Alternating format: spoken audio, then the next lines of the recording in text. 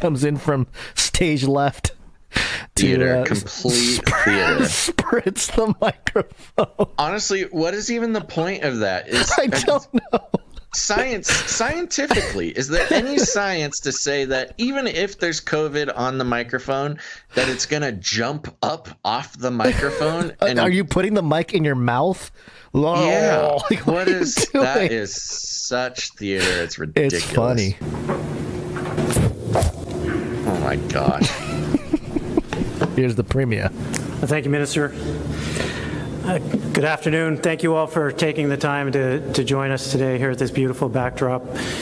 And it's a real privilege and honor to be able to announce the Newfoundland and Labrador Vaccine Passport, NL Vax Pass, and the NL Vax Verifier. As of 8 o'clock tomorrow morning, residents and businesses will be able to download them from the Apple and Google Play app stores. As of tomorrow, residents can download the NL Vax Pass app to use with their IDs to provide proof of being fully vaccinated when entering certain businesses or venues. To give residents and businesses the time to learn more about our vaccine passport, we will be implementing a 2-week grace period to download the apps and become more familiar with their use. You can begin using them right away, but after 2 weeks, it will be mandatory. With that, I'll pass things now over to Minister Studley. So there he goes, putting his mask on, walking off. Spritz. Oh my gosh. Next lady. Thank you very much, Premier. 2 hours later. Thank you very much. There's the last lady, a little smattering of claps. Spritz. That is so ridiculous. Is this the first time an app is mandated, or like that you must use the app? Something like that? No. Have they done that before? I think the Excelsior Pass. Oh, you're it's right. happening around the world. I think Australia has theirs. I think a lot of them are mandated. Like Okay. this mandate thing is not new. Okay. Well, I thought it was kind of interesting. I mean, I guess I hadn't. Well, I mean, isn't it so diabolical, though? You mandate an app on a phone. You can build whatever you want into this app. You can have a user license agreement that says we, the government of Canada, have complete access to your camera, your microphone, and all your files, and your tracking location, your data, your everything. It's mandated. It's illegal to not have this app. Think of all of this app is a Trojan horse. It is egregious enough that it's there to, be your papers for when the Stasi show up and show us the papers. Right. But it's also there could be anything in there. I mean, there needs to be some sort of cyber forensics team needs to take a look at that app.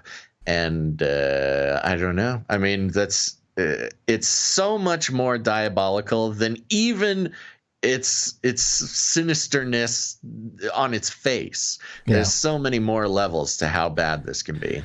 Yeah, and Just wait for the hack. I mean, there's going to be a hack of the app, and the hacker who gets into the app is going to have every single person's data perhaps from their entire phone. If Canada did not wrap this up nice and tight, this is a huge liability. yeah, and he did say, I cut it out, but he did say that, if you don't use an iPhone, you can still fill it out with a card, and you have ways to do it, and blah blah blah. But yeah. Seriously, Canadians, do not. If you can do it without getting the app, you really need to. Yeah. Don't even. Even if you bother. have an iPhone, why don't you? I've had that experience. What was it for? I can't remember what it was, but it must have been at a store or something where they're like, just download the app. You have an iPhone, right? And I was like, yeah. He's like, just download the app. And I went, no, thanks. Definitely not gonna. But it's so easy. Well, you don't. And they got frustrated with me. They're like, but you can just download the app. And it's like, I know, but I don't like just downloading any app. I was trying to explain it, and the gal was like, but you can just download it. Like, she was so confused. I was like, oh man. All right. Okay. So timing about all this stuff being revealed. They got the mandates out there for political leverage for the political leaders to use COVID to mandate apps, all that stuff. They rolled it out. So some footage that hadn't gone viral yet has gone viral. This is newsrescue.com. Explosive video of Fauci HHS in 2019 plotting, quote, disruptive new outbreak in China somewhere to blow the system up and enforce universal mRNA vaccination. And I think it was, if I'm not mistaken, I think it was Alex Jones that first shared this. It says here 3 clips from the hour-long video of the summit from C-SPAN are extracted by Alex Jones. And but I have the clips separated here. This first one, you're going to hear, who is this guy? I forget who this guy is, but you're going to hear Fauci in there. You're going to hear him talking about BARDA and the role of the government and where they step in.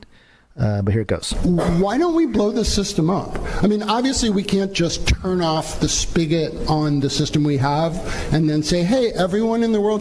Sorry, this is Michael Spector, the New Yorker staff writer. And again, this was days before Event 201. And then say, hey, everyone in the world should get this new vaccine. We haven't given to anyone yet.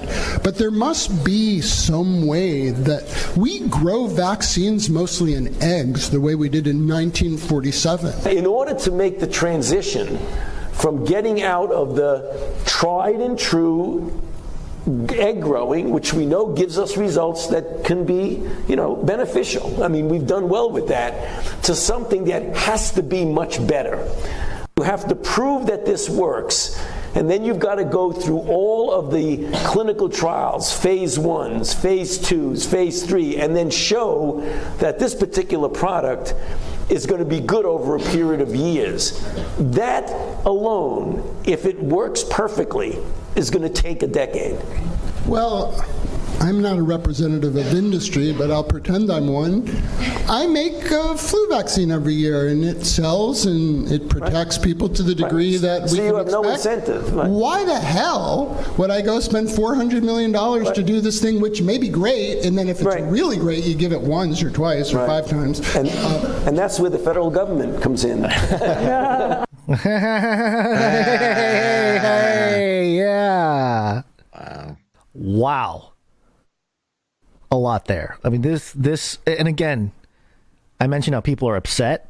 I think any person, you don't have to be a conspiracy theorist to watch this and know the date, October 29th, 2019, just a month or two before the whole pandemic and about a year before they really started doing the vaccine push thing. Yeah. That these conversations were taking place publicly. It's on C-SPAN. It's the Milken Institute Future of Health Summit. And yeah, did you hear them talking about how we're going to convince everybody to take this brand new vaccine and the procedure? Yeah. And even Fauci says, the whole procedure takes 10 years. Well, right. There's a couple layers of things being admitted here. Yeah. It's Fauci admitting that it takes 10 years to have to correctly roll out a vaccine. Then they have the admission that, there's no way to do this unless we get the federal government to come in and make it mandatory.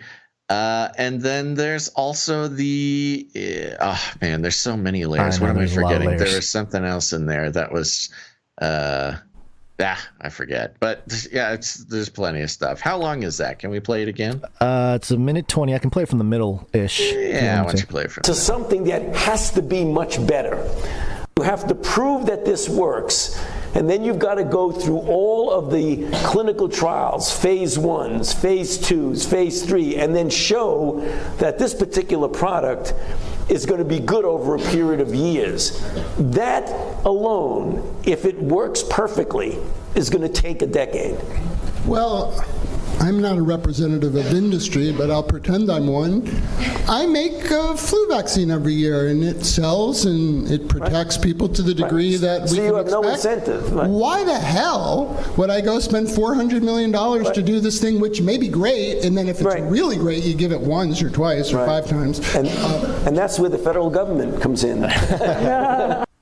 Yeah, so if it's really great, you give it once or twice or 5 times. Again, talking about from the pharmaceutical industry point of view, oh, if we can give them 5 times, maybe give it to them once and then start giving them boosters, then that's really great. Well, the federal government can come in and make that happen, and we could all get paid. Great. Yeah. Yeah, it's unbelievable. This is some interspersed clipping of Rick Bright. He is the Health and Human Services Biomedical Advanced Research and Development Authority, BARDA. He's a director there, Rick Bright, and Fauci talking about all this. There might be a need or even an urgent call for an entity of excitement out there that's completely disruptive, that's not beholden to bureaucratic strings and processes. So we really do have a problem of how the world perceives influenza, and it's going to be very difficult to change that unless you do it from within and say, I don't care what your perception is, we're going to address the problem in a disruptive way and in an iterative way, because you do need both. But it is not too crazy to think that an outbreak of a novel avian virus could occur in China somewhere. We could get the RNA sequence from that, beam it to a number of regional centers, if not local, if not even in your home at some point, and print those vaccines on a patch and self-administer. Whoa. Wow, a lot of things there too. It's like every single thing they say is a big bombshell. Yeah. Just starting from the end to the beginning, talking about yes. Oh, wouldn't it be crazy if some disease popped up in China and we can send the RNA to regional centers, or even talking about directly to your house so you can self-administer the vaccine. That is the ultimate. No. Not even just self-administer. Notice he said patch. He mentioned the patch. Yes, he did mention a patch. Yeah, the microneedle patch, which is where the luciferase thing comes in. Yeah. Wow. Goodness. And yeah, this is. There's the other thing. What did he say? Play like the first 10, 15 seconds. He says it almost immediately. It's about the big company. There might talking be a about need, the iterative, or even an urgent call for an entity of excitement out there that's completely disruptive, that's not beholden to bureaucratic strings and processes. So we really do have a problem of how the world perceives influenza, and it's going to be very difficult to change that unless you do it from within and say, I don't care what your perception is, we're going to address the problem in a disruptive way and in an iterative way. Because there you go. Yep. So yes, first of all, the flu needs to be made into something it's not. The perception. He says, we don't care about the perception. We're going to change it from within. Doesn't matter what the perception is. We're going to force a change from within. And I mean, look, that this is not what we're preaching on the show, but there's been a lot of talk about how similar COVID is to the flu. There's clips of health workers mixing up COVID and the flu. There's clips of health officials talking about how the flu is maybe familiar to those who have COVID. Well, there's the CDC data where they just stopped tracking the flu. Totally disappeared. They stopped tracking the flu. It all got called COVID, et cetera, et cetera. So yes, changing the perception of the flu, perhaps changing the perception to something new like COVID-19. I don't know. It just fits. It's weird. It's a weird thing to say. And then disruptive. Hello, what's more disruptive than the pandemic? And iterative. Now, this iterative term, for those who don't know, in the sort of like a technology space, software development, startup junk, blah, blah, blah. Iterative is a really important thing because you start with a minimally viable product. And a minimally viable product is like literally just, oh man, it's so bad, but it's just enough to show that it works. Just no bells, no whistles, the bare bones of a product, and it just gets the job done enough to bring it to market. And it's a bad product, but it's just enough to get it there. And so you can get some cash flow. You use that cash flow to make new iterations. And what have we seen with this vaccine? The vaccine is bad. It doesn't work. You spread the disease. It barely protects. You still get it. At best, it keeps you from dying. And then there's iterations. It's iterative. You need your booster every 6 months. Oh, there's a new variant. Well, we have this new and improved blah, blah, blah. Here we go. It's the new iteration. He is literally just casually in this little meeting they're having right before Event 201. And for those who don't know, I know most of our listeners do, but if you're new to the show, Event 201 was a event that happened in November 2019. Where international health teams came together, basically ran a Dungeons and Dragons campaign to simulate what would it look like if a coronavirus pandemic broke out across the world. November 2019, they did this, and then a month or two later, booyah, the pandemic starts. Coincidence? It's very coincidental, people say. But he also happens to be casually laying out this exact plan a couple days before that simulation, Event 201. I don't know. It's just weird, man. It's just weird. This is the kind of... This truly is the kind of, and this is why I think this is also a controlled release of this information, is that, again, I keep saying it, they got what they wanted out of it in terms of the 2 years or so of the whole project. They're moving on to different things here, but they can let the cat out of the bag. Interesting. I'm just going to mention that it's interesting that Alex Jones is highlighted as being the one to really promulgate this information. You know, I mean, he's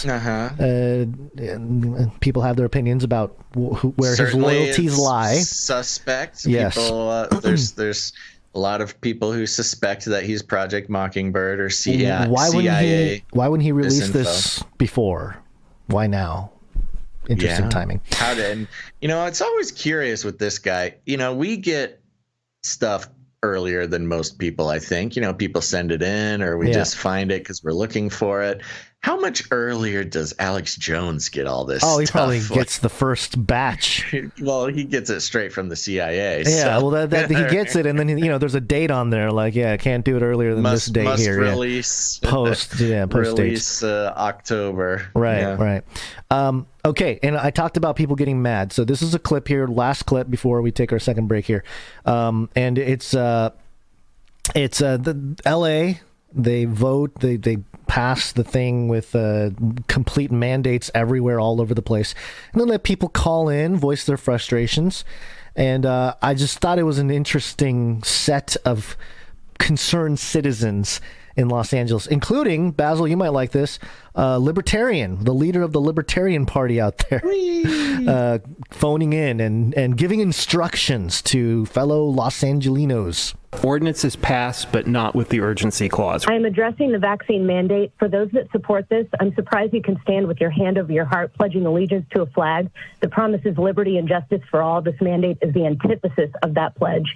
Nearly 5 million Californians have already been infected with COVID. The CDC recognizes natural immunity to be as effective as the vaccine. Why not the LA City Council? You call us science deniers, but clearly that only applies to the science you're willing to recognize. When did we get to a place in America where proof of a vaccine that has been in circulation for less than a year is required to be a member of the community, but is not a requirement for those crossing our borders?